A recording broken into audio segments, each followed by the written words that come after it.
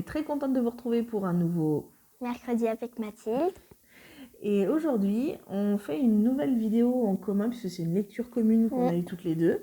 Bon, j'ai pas eu besoin de beaucoup te pousser pour, pour lire ça. En plus, c'est la suite d'une saga que on a commencé toutes les deux. Aujourd'hui, on avait envie de vous présenter Ours 2. Voilà. Donc, Ours de Joanne Elliott, le dernier survivant, le tome 2.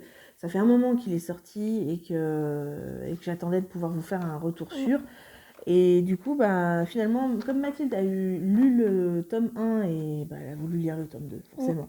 Ce qui est logique. Et du coup, j'ai attendu qu'elle finisse pour qu'on puisse faire cette vidéo en commun. Vous aurez remarqué, on n'a pas fait de vidéo sur le tome 1, tout simplement parce que en octobre dernier, avec la soirée qu'on avait organisée avec Joanne Elliott, on en a largement parlé. Je pense que c'était suffisant. Donc, j'ai pas refait une vidéo spécifiquement pour le tome 1. On va se faire un petit résumé peut-être tout à l'heure, mais enfin c'est pas peut-être, c'est sûr, mais ça sera tout.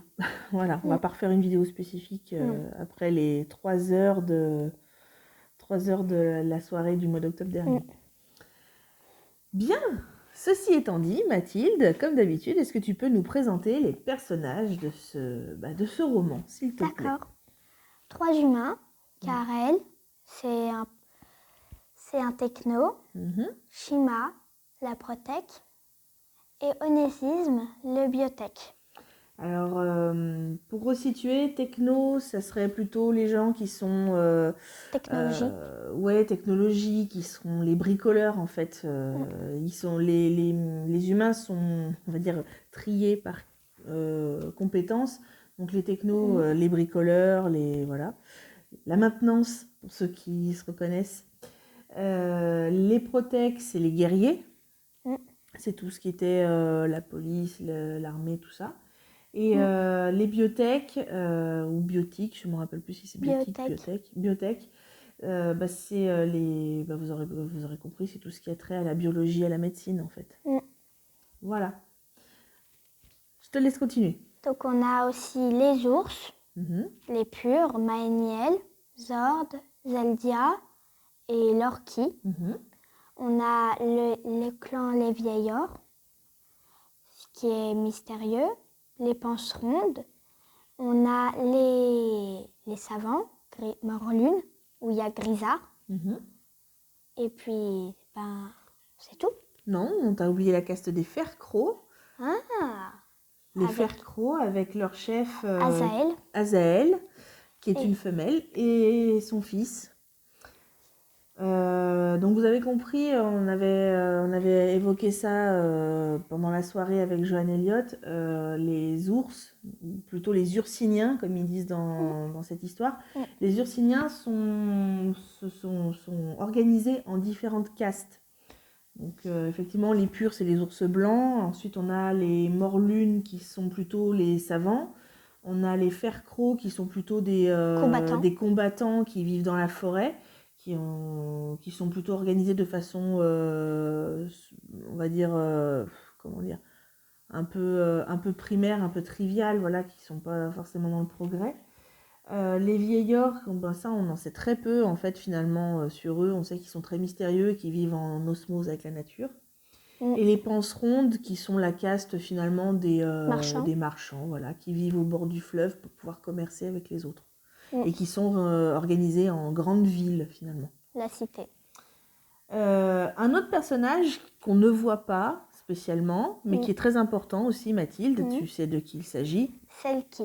Selkie qui est une IA. Voilà, une intelligence artificielle qui est issue de la nef. Donc c'est elle qui régit la nef où sont endormis tous les humains en stand-by dans l'espace et qui a réveillé les 3 humains qui sont sur Terre, du coup, en reconnaissance. Et qui va les accompagner, qui leur permet de communiquer avec les ursiniens, puisque c'est elle qui fait traductrice, entre autres. Voilà. Du coup, pour résumer ce tome 1, parce qu'on va quand même parler brièvement de où on en était arrêté, avant d'attaquer ce tome 2, Donc vous l'avez compris, les humains, il y a eu une catastrophe sur Terre, ils étaient partis avec une nef, soi-disant pour aller sur Proxima. voilà, sur Proxima pour la coloniser. Problème en chemin, Proxima éclate, je crois, c'est ça. Hein, je crois non, ils n'ont plus assez de carburant pour y aller. Et en tout cas, ils sont obligés de faire demi-tour. Et comme ça fait plusieurs milliers d'années qu'ils sont partis, et du coup, quand ils reviennent, la nef réveille 3 humains, elle les met dans une navette et elle les envoie en reconnaissance sur Terre pour voir si du coup on peut recoloniser la Terre. Sauf qu'il y a un problème, quand ils arrivent dans l'atmosphère de la Terre, les ours, ils en prennent peur, puisque en fait les ours ont colonisé la Terre, c'est eux qui sont devenus l'espèce dominante, qui a développé une forme d'intelligence et qui du coup prend peur en voyant cette espèce de machin qui arrive dans leur ciel. Ils tirent dessus, la navette s'écrase en plein milieu du territoire des fers-crocs. Donc les 3 humains sont capturés par les fers-crocs et c'est là qu'ils vont comprendre un peu ce qui leur arrive. Donc ils vont s'évader une première fois, ils vont tomber sur Grisard et Lorky qui ont été envoyés par Maëliel, qui était dans le clan des Purs, pour savoir ce que voulait dire ce signe du ciel, s'il y avait quelque chose à récupérer. Et ils vont finir chez les Panserondes pour pouvoir réparer plus ou moins leur navette ou leur matériel.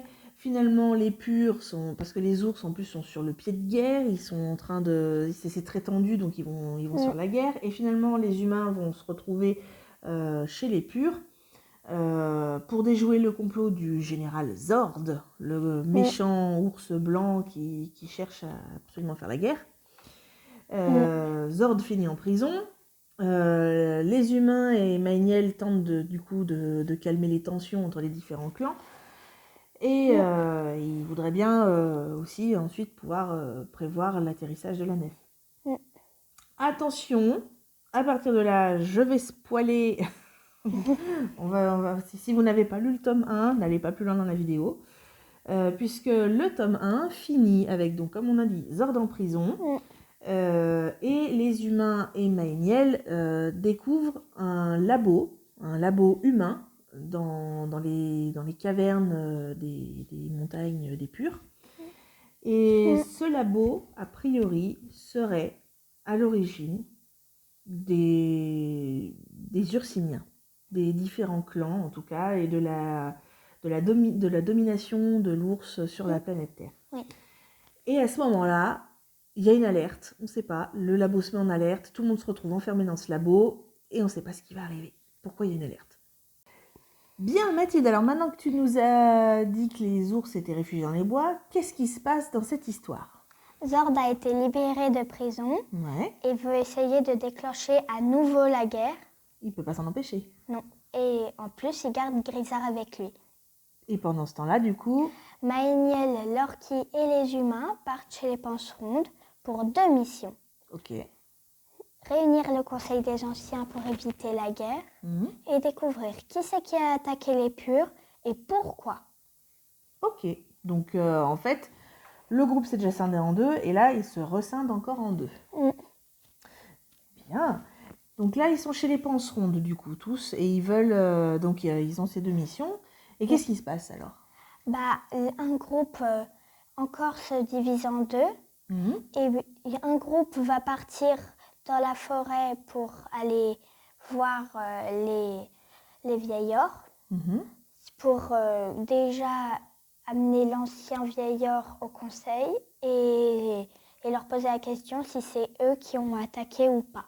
Ok. Et si c'est eux, pourquoi. Et pendant ce temps-là, Maëniel reste organiser le conseil depuis chez les Panserondes. Voilà. Ok. On va pas en dire plus, je pense, parce que là, il y a déjà beaucoup d'intrigues qui sont posées. Et si on en dévoile plus, on va dévoiler tout le tome 2 et c'est pas l'intérêt, il faut que vous le lisiez. Bah oui. Voilà. Du coup, ce que je pourrais dire moi en retour sur, et que je vais dire d'ailleurs, c'est que ce tome 2, pour moi, était... déjà, il est peut-être un petit peu plus construit, à mon sens, que le tome 1, dans le sens où il y a plus d'intrigue. Je trouve que, du coup, là, l'intrigue, c'est vraiment... Enfin, ça va de rebondissement en rebondissement. Il y a encore plus de rythme que dans le tome 1. Enfin, moi, le tome 1, je le trouvais un petit peu plus simpliste que là où vraiment on a ces groupes qui se scindent en deux, des missions différentes, des objectifs différents. Ouais, franchement, il y a beaucoup plus d'action et surtout il y a plus de suspense parce qu'il y a plein de choses à découvrir en fait. Oui. On se rend compte que c'est pas si simple que ça, ces histoires d'ours. Oui. Après, il y a une petite chose qui me dérange légèrement, moi, et qui avait déjà été amorcée dans le tome 1 et qui continue dans ce tome 2. Ouais. C'est l'évocation d'une espèce de romance, voire d'un triangle amoureux entre les humains. Vous l'aurez compris, on a 2 garçons, 2 hommes et une femme. Et à des moments, on a des espèces de pincements de jalousie, puisque les 2 garçons ont l'air de beaucoup apprécier la protèque. Et moi, ça me dérange dans le sens où cette romance, ou ce triangle amoureux est à la fois trop présent, trop souvent évoqué, et en même temps pas assez développé. Je vous explique. Pour moi, ce qui me dérange, c'est que on évoque ces pincements de jalousie et donc un semblant de triangle amoureux, alors qu'on n'a pas l'impression que les relations entre les humains sont hyper développées, en fait, à la base. On n'a pas l'impression qu'ils se parlent énormément, enfin voilà, on n'a pas l'impression qu'il y a énormément d'interactions et de choses qui se passent, et de temps en temps, on a ce pincement de jalousie qui ressort, on ne sait pas trop d'où. Donc, juste une petite note à John Elliott, ouais, allez-y, franchement, sur le triangle amoureux, sur le développement des relations entre vos 3 humains, sinon laissez-les tranquilles, ça vaut pas le coup, parce que ça fait un peu bizarre cette histoire. Et puis en plus, il y a tellement d'action que finalement, une romance, on s'en fout un peu, hein, finalement. Voilà, c'était juste ça. Après, aussi vous dire que, effectivement, alors à la fin, il y avait déjà à la fin du tome 1 un énorme cliffhanger, parce que bon, pour ceux qui sont allés jusqu'ici dans la vidéo, vous le savez, ça se finissait avec voilà, c'est ce labo qui était découvert, soi-disant l'origine des Ursiniens, et puis cette alerte, soi-disant peut-être une attaque éventuelle sur le monde épur. Ça finissait comme ça à l'arrache, on se disait mon Dieu, le tome 2 il est où? Et là, bah, en fait, on a la même chose à la fin du tome 2. On vous dira pas ce que c'est le cliffhanger ce coup-ci à la fin du tome 2, mais là, c'est pareil. On a toutes les deux fermé le bouquin en disant punaise, le tome 3, vite! C'est ça, hein? Oui. C'est ça. Moi, je t'ai entendu crier. Je t'ai entendu crier. C'est bon. Voilà. Et finalement, vite le tome 3, parce que j'ai envie de vous dire que mine de rien, on avance vachement dans les histoires d'ours, parce qu'on a de plus en plus d'intrigues, de plus en plus de découvertes sur les différentes interactions entre les clans d'ours, voire limite sur leur origine en plus, du coup. Et en fait, l'histoire à la base, c'était quand même que on avait des humains en état de végétation, hibernation dans leur cocon là-haut, dans leur nef, qui sont suspendus dans l'espace et le temps et dans l'espace. Surtout, que ça, ils attendent de pouvoir atterrir et en fait, les pauvres, il se passe rien pour eux là, pour le coup. Donc on sait pas, peut-être que dans le tome 3, on va peut-être faire atterrir la nef, on sait pas trop. Parce que, pour le moment, en plus, il faut savoir qu'ils peuvent même pas communiquer avec. Hein, donc c'est un peu la galère. Donc je sais pas, on va voir si nos pauvres humains, ils vont rester en stand-by dans la nef jusqu'à ce qu'elle s'écrase parce qu'il n'y a plus de carburant, on sait pas. Voilà. Moi, c'était tout ce que j'avais à en dire. Mathilde, est-ce que tu veux conclure cette vidéo, s'il te plaît? Moi, ça m'a tenu en haleine. Je rentrais dans le paysage, je voyais tout en fait. Je m'imaginais les personnages, mais je m'imaginais à quoi ils ressemblaient. Donc, c'était vraiment intéressant. C'est pour ça que j'aime bien la lecture. Donc, ouais. Là, tu as été servie parce qu'effectivement, c'est quand même... pour ça, oui, le roman est bien... Il y a plein de descriptions et qui aident vraiment à rentrer dans l'histoire, quoi. Je suis d'accord avec toi. Et puis, il n'y a pas besoin d'images pour se faire les personnages. Ok. Et puis, pour finir et conclure, Mathilde, tu peux nous dire, toi qui as... Mathilde, vous le savez, elle a 10 ans. Qu'est-ce que tu en penses au niveau de lecture pour ce roman? c'est bon lecteur, je dirais plus 10, 11, mais autrement 12, 13. Ouais, je pense comme toi, donc 10, 11, c'est vraiment bon lecteur. C'est vraiment si vous avez l'habitude de lire et que vous aimez ça, ouais, il n'y a pas de souci. Oui. Mathilde l'a bien lu, il n'y a pas de problème, mais Mathilde a l'habitude d'énormément lire en quantité et voilà. Sinon 12-13, je suis d'accord, carrément. Parce que c'est quand même compliqué par moment. Ouais, et puis effectivement, l'intrigue, de par sa construction, il faut pouvoir suivre, je pense. Voilà, bah écoutez, je pense qu'on en a bien dit sur ce roman. Je pense que vous l'aurez compris, Joanne Elliott, c'est un auteur qu'on suit beaucoup toutes les deux, parce que autant en jeunesse qu'en les littératures adultes, très bon auteur. On est très contente de l'avoir rencontré, on le remercie encore pour tout. On espère le revoir très bientôt. En tout cas, on va encore en lire parce que Mathilde, elle a un autre livre dans sa palle de Joanne Elliott. Oui. Moi aussi. Donc du coup, on se revoit bientôt. Et en attendant, lisez.